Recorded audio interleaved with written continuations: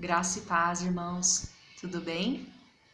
Hoje eu fui convidada novamente para trazer uma palavra para os irmãos neste culto de sexta-feira e com muita alegria eu aceitei o convite, de estar trazendo a palavra para os irmãos e primeiramente a palavra do Senhor fala comigo, E espero que todos estejam bem. Espero que todos estejam com saúde e vamos orar neste momento para que o Senhor venha falar conosco e que essa palavra seja edificante para todos nós. Amém?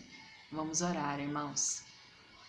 Senhor Jesus, te louvamos, te agradecemos por mais um culto de sexta-feira, onde o Senhor tem nos abençoado até aqui, tem nos protegido, tem cuidado de nós, tem abençoado a nossa igreja. Obrigada, Senhor, pelo teu amor, a tua misericórdia, a tua graça, Senhor. Obrigada por esse Deus maravilhoso que nós servimos, um Deus que cura, que liberta, que salva, um Deus de amor, de misericórdia. Obrigada, Senhor Jesus, porque nós somos privilegiados por conhecermos o único e verdadeiro Deus, que é capaz de nos salvar, de nos purificar. Obrigada, Senhor Jesus, por termos o Senhor Jesus em nossas vidas, Senhor. Somos gratos por tudo que o Senhor tem feito, ó Pai. Bendito seja o teu nome, ó Pai. Entrego, Senhor, nas tuas mãos a minha vida, que o Senhor venha me usar, ó Pai, para trazer esta palavra, que essa palavra seja edificante na vida de todos nós, Senhor. Que tudo que eu falar, Senhor, seja para a honra e glória do teu nome, Pai. Em nome de Jesus. Amém. Amém. Hoje nós iremos falar um pouco sobre como estão os nossos olhos. Esse texto bíblico inicial, que está lá em Mateus 6, versículos 22 ao 23, é um texto que a irmã Jussara gosta muito, irmã Jussara? Ela sempre fala desse texto bíblico para nós e é um texto maravilhoso mesmo para refletirmos como estão os nossos olhos, como está a nossa vida. Então eu vou pedir para que os irmãos abram, por favor, em Mateus, capítulo 6, versículos 22 ao 23. Diz assim: são os olhos a lâmpada do corpo. Se os teus olhos forem bons, todo o teu corpo será luminoso. Se, porém, os teus olhos forem maus, todo o teu corpo estará em trevas. Portanto, caso a luz que em ti há sejam trevas, que grandes trevas serão.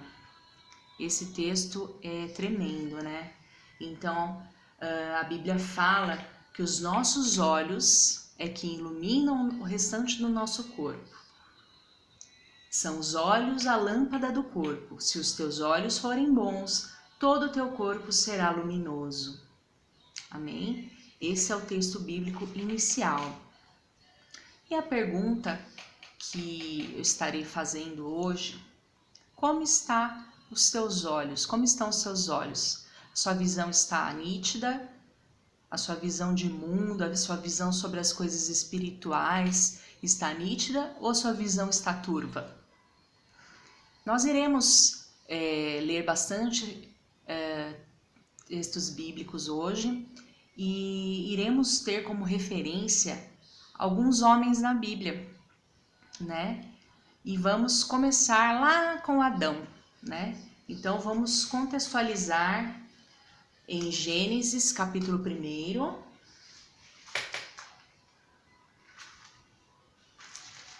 Gênesis, capítulo 1. Vamos ler, primeiramente, os versículos 27 ao 29.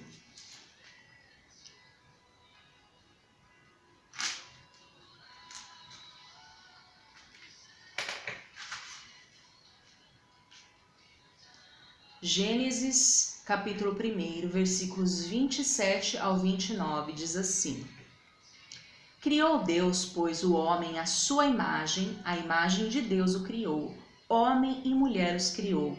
E Deus os abençoou e lhes disse: sede fecundos, multiplicai-vos, enchei a terra e sujeitai-a, dominai sobre os peixes do mar, sobre as aves dos céus e sobre todo animal que rasteja pela terra. E disse Deus ainda: eis que vos tenho dado todas as ervas que dão semente e se acham na superfície de toda a terra, e de todas as árvores em que há fruto que dê semente, isso vos será para mantimento. Então, irmãos, Adão, ele foi o primeiro homem criado por Deus. E ele foi criado, né? Adão viveu num contexto único e especial. Por que ele viveu nesse contexto único e especial? Porque não havia pecado sobre a terra. O homem ainda não havia pecado. Então, a terra era perfeita, né? Ele vivia num contexto onde Deus criou os animais, né? Criou as ervas do campo, as árvores e tudo que há na terra, né? Deus criou. E Adão teria então que tomar conta, né? Desse jardim, o jardim do Éden, que Deus plantou. E em Gênesis, capítulo 2, versículo 7, diz assim: então formou o Senhor Deus ao homem do pó da terra e lhe soprou nas narinas o fôlego de vida, e o homem passou a ser alma vivente. Então formou o Senhor Deus ao homem do pó da terra e lhe soprou nas narinas o fôlego de vida, e o homem passou a ser alma vivente. Olha só que fantástico. Quando Deus criou Adão, Deus soprou nas narinas de Adão o fôlego de vida, né? E aí Adão passou a ser uma alma vivente. Senão Adão seria apenas, né, uma pessoa feita do pó, da terra, do barro. Mas Deus, ele soprou nas narinas de Adão o fôlego de vida. Deus é quem nos dá o dom da vida, não é verdade? Porém, mesmo nesse contexto maravilhoso, né? Ele estava no paraíso, ele estava ali diante dos animais. Deus falava com Adão em voz audível, imagine só.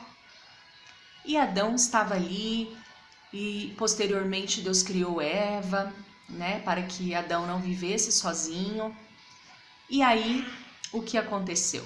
Deus deu uma ordem para Adão e Eva para que de uma árvore, de um fruto, eles não pudessem comer, né? Que seria o fruto da árvore do conhecimento do bem e do mal. Deus havia dado essa advertência a Adão e Eva, porque se eles comessem daquele fruto, certamente eles morreriam.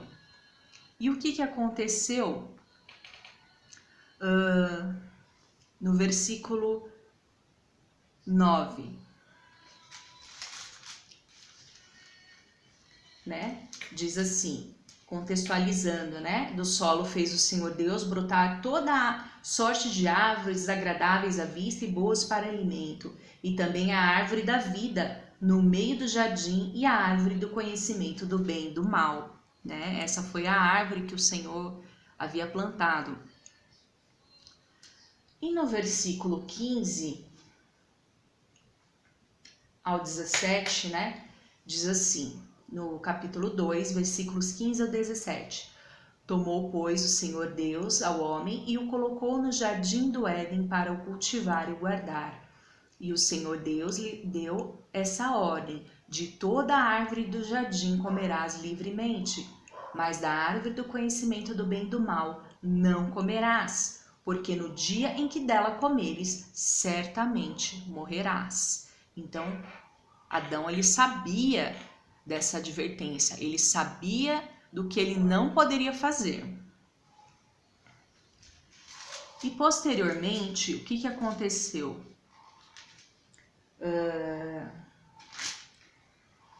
Eva estava passeando no jardim e ela observou aquele fruto daquela árvore do conhecimento do bem e do mal, e aquele fruto, ele tinha uma ótima aparência. Então, o que aconteceu? Os olhos brilharam, aquele desejo foi despertado, né, por Eva e também por Adão, e Eva deu para Adão comer aquele fruto, Adão comeu o fruto e Eva também, e eles desobedeceram a ordem do Senhor, eles desobedeceram, e aí o que aconteceu? Eles certamente foram expulsos do Jardim do Éden, né? Deus, ali havia entrado o pecado no coração do homem e o pecado veio sobre a terra. E a consequência dessa atitude de Adão e Eva foi a morte, né? Como nós podemos ver na palavra de Deus. E agora vamos ver um pouco sobre Noé, né? Noé já vivia num outro contexto bíblico, né? A Bíblia fala que lá em Gênesis capítulo 6, vamos lá, o pecado havia se multiplicado sobre a terra. Não havia uma pessoa pura sequer sobre a terra na época de Noé. E o que aconteceu? Lá no versículo 5 diz assim, em Gênesis capítulo 6, versículo 5: Viu o Senhor que a maldade do homem se havia multiplicado na terra e que era continuamente mal todo o desígnio de seu coração. E Deus, no versículo 6, ele se arrependeu de ter feito o homem na terra. Olha só, o pecado havia se multiplicado sobre a terra. Deus estava triste com o homem e Noé era um homem íntegro no meio daquela sociedade, né? Noé já vivia num outro contexto. E o que aconteceu? Deus, ele achou graça, né? Ele achou valor diante da vida de Noé. E ele deu ordens a Noé para construir a arca, pois Deus mandaria uma chuva e um dilúvio, e aquela terra ficaria coberta por águas durante muitos dias. E naquela época não havia chovido ainda sobre a terra. Imagine só, uma neblina subia, né, debaixo da terra e regava todas as plantas, as árvores. Essa neblina subia da terra. Não havia chovido ainda sobre a terra. E Deus deu a ordem que ele mandaria chuva. Então, pelos olhos da fé, né? Pelos olhos da fé, Noé creu nessa palavra que Deus mandaria essa chuva e que ele teria que construir essa arca para separar, né, um casal de cada animal. E Noé obedeceu, né, a Deus. Deus foi dando ali as instruções passo a passo de como Noé teria que construir aquela arca. E ele era chamado de louco, as pessoas passavam por ali, zombavam de Noé, e ele continuou firme no propósito, né?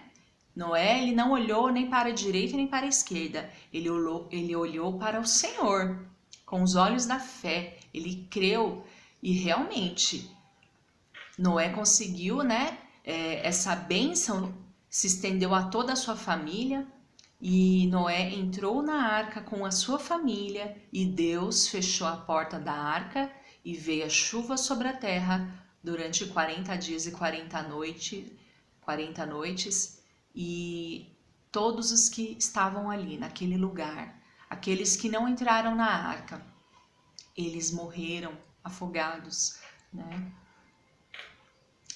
E